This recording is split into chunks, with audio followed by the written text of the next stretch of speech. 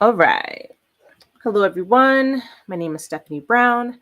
I'm an Atlanta based photographer and installation artist, and I'm on an active journey, actively building and creating a sustainable creative career for myself full time. October marks month number 4 of me being full time in my practice. What I mean by full time in my practice is meaning that I am for the first time in a very long time, not working any other jobs except for my creative stuff. And it has been a journey. All right. So earlier this year, I started these weekly live updates, and I definitely fell all the way off.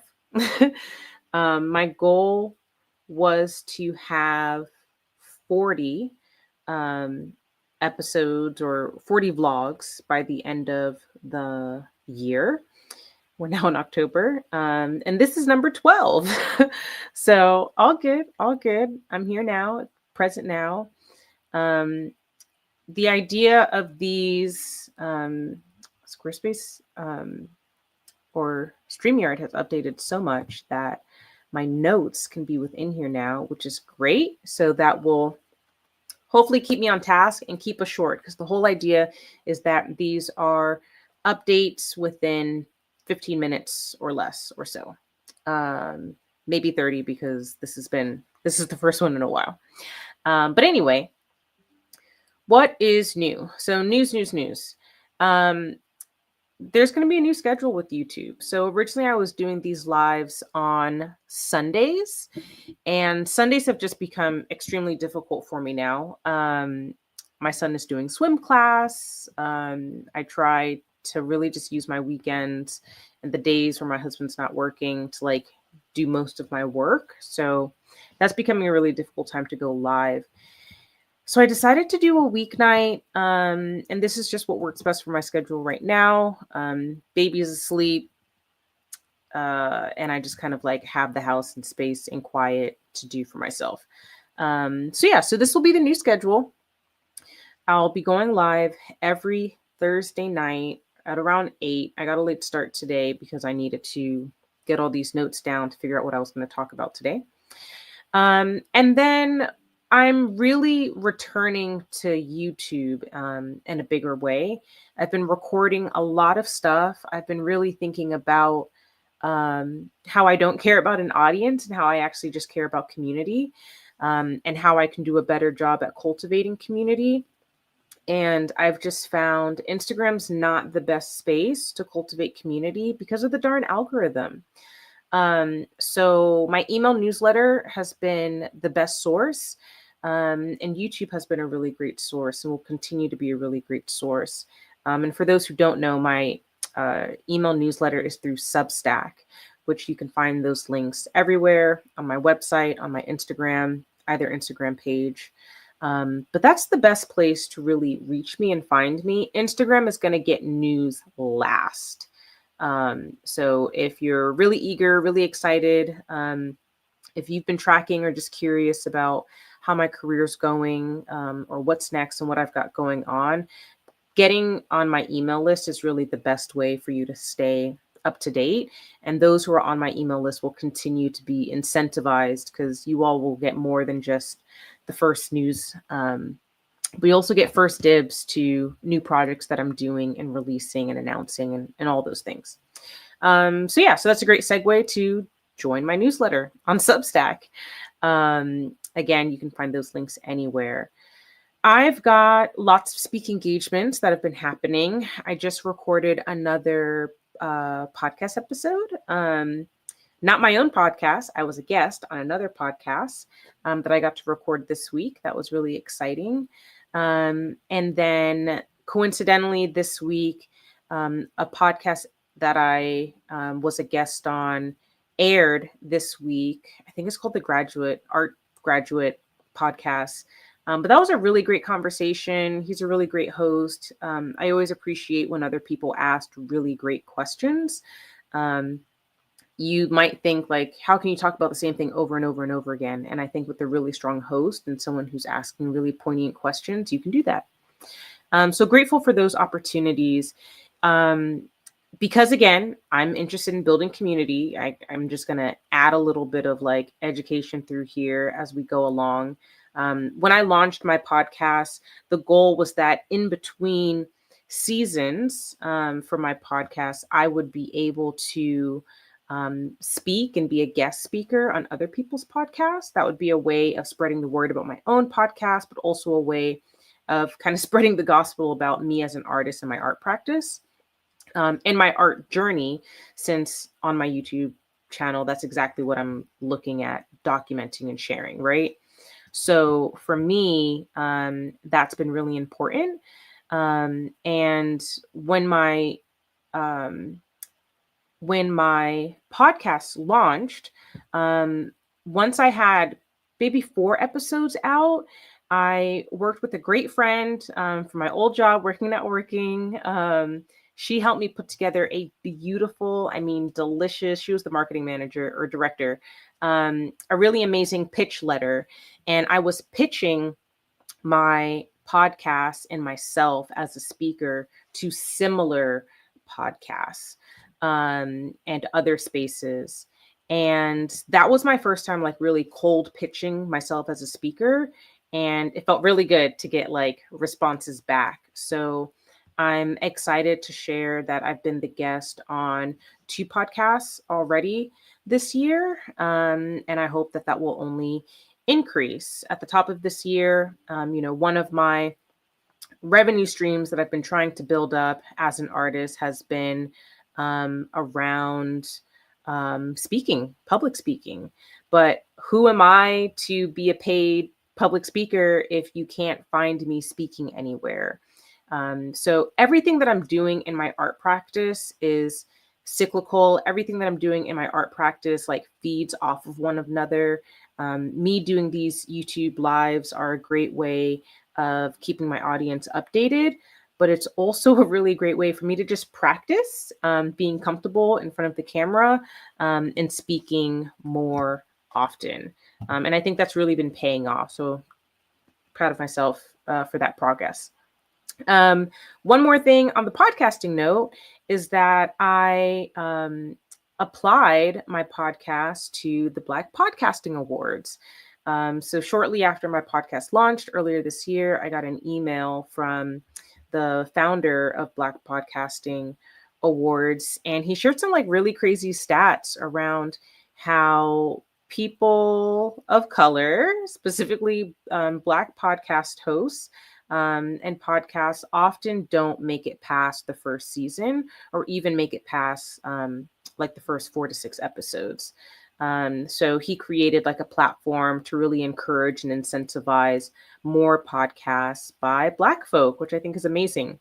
So I am a 2025 Black Podcasting Awards nominee for Best Arts Podcast. And I think it's October 17th is when that's going to be. I think that's a Friday night. Let me have a calendar right here. It is a Friday night. So that means my live will be the night before. But I'm actually going to do like a watch party thing maybe for my house. I don't know. Something of that nature. So we'll see how that goes. Okay, what's next? Trip recaps. So again, really coming back to YouTube in a really strong way. One of the ways that I've been wanting to do that is vlogging more. I call these weekly updates vlogs because that's essentially kind of what they are. But I've been looking at some of the other YouTube channels that I really admire and looking to see like how I can do a better job at sharing and narrating my story and what's going on. So I needed to be documenting a lot more, and I've been doing that as well as shooting a lot more B-roll. So I have some recent trips that I took to Chicago and Jamaica. Those who are on my email newsletter list knows this. But I was at Chicago for a creative placemaking event. I was the fellow for this really incredible conference, and it was so great to just be surrounded by like-minded people and have this opportunity to share my work. But more than just share my work, I got like a little private team and another artist to work with alongside to really incubate my work, Seesaw. and what Seesaw 2.0 is going to look like, and the role that my art practice and this project can play in creative placemaking, not just here in Atlanta, but really anywhere across the nation and, intentionally across the globe. So that was really helpful. My network grew so much. I'm still having follow-up conversations with people that I met in Chicago. And I feel really confident that I'm going to be back to Chicago. I had a good time. It was also a nice reminder of how much I like Chicago. My brother lives there as well too. So it's always nice to be there and be able to stay with family. So yeah, Chicago was a great time. I have my eyes on Chicago to exhibit in next year. Some people that I met are helping to introduce me to some gallery spaces. If you know of a gallery space in Chicago that might be interested in showing my work, I do have a show that I'm looking to get placed in a Chicago gallery. So let me know. Right after Chicago, I was literally home for 2 days, and then I got on a plane, my husband and son, to Jamaica. So I went to my motherland, and that was amazing. And that was for the opening of One Nation New Symbols at the National Gallery of Jamaica, where I have the honor of exhibiting a brand new artwork and interactive installation called Benununus. And I'm really excited and grateful that Black Art in America here in Atlanta was kind enough to share the press release on their platform and on their Instagram. So you can learn more about it there. And you can also learn more about the exhibit online. There's a lot of footage of the exhibit that was at the National Gallery of Jamaica. Um, that was huge. I had the honor of, they did a really great job with like catalogs. That was my first exhibition opening in Jamaica. I didn't really know what to expect other than they warned me that it was very formal because it is a government entity. So the Minister of Arts, Culture, and Entertainment was there giving speeches and, lots of cameras and footage and things like that. But it was very cool. I got to meet her. I got to talk to her about my work. I got to be photographed with her in front of my work and share more about what it means to me as a first generation American born to Jamaican immigrants, as a citizen by descent of Jamaica, what it meant for me to go to Jamaica and showcase work. For those that don't know, the National Gallery of Jamaica has been my bucket list destination to exhibit in from the day that I decided that I wanted to be an artist. That was just always going to be like a full circle moment for me to exhibit there. My work focuses on looking at identity construction, specifically for those of African descent. So obviously examining my own identity was very full circle and a big deal to showcase my work in my home country. So it's a big honor. I'm really hopeful that they'll have funding or resources to do some programming in the next quarter. And my hope is that people will go see this show in Kingston. Like, let me be your excuse. Let this show be your excuse. Get your employer to pay for it. I don't know, do something, but try to go and see this show. It's really strong. It's really beautiful. So many great artists, like 46 different artists and 55 artworks. The senior curator did an amazing job. The guest who selected the works did an amazing job. It's a well done show. I have a lot of ideas and things that I want to see spin off of the work that I made and spin off of the themes and conversations that have been born from this, but I won't get into that because that'll be a whole different conversation and probably should be its own video. But yeah, that was it for Jamaica. When I came back from Jamaica, my birthday was a couple days later. I just celebrated my birthday on Sunday, October 5th. I turned 33. Yay. My two best friends flew in to surprise me. I literally went downstairs Friday night to see my two best friends in my living room. So they were in cahoots with my husband, and I was thoroughly surprised. For those that are following very close, you might know that The top of this year, I also had a desire to have a surprise party, or just be surprised for my birthday. And I was genuinely surprised, especially with that happening on Friday. But it was great. I'm so glad that they were there. I wish I could see them more often. They mean the world to me. We've been living in different states forever. We met in undergrad. So anytime that we can spend together really warms my heart. Unfortunately, our amazing time ended in a lot of trauma because on our way to the airport Sunday night, on the night of my birthday, we got into a really horrible accident. And I won't go deep into the car accident because I've done enough crying today. But if you are a subscriber on my YouTube channel, or if you're a subscriber on my email newsletter, Substack, I go into more detail about the accident and what it means for me in my art practice right now and those challenges. Really pushing myself to do this live tonight because I promised myself that I was going to do all the things that scared me. I promised myself that I was going to continue to push and do all the things that I feel called to do in my art practice to make this career work and to make this sustainable practice a reality for myself. So I'm determined, and the video update or the video newsletter that I posted earlier today with more details about the car accident. Yeah, it was very emotional to say the least. I'm in a brace for a reason. And I'm just grateful that we got to walk away, and I am choosing to utilize this update time to just stay in the positive and to remind myself that I have so much going on that's worth celebrating, that's worth continuing to work for.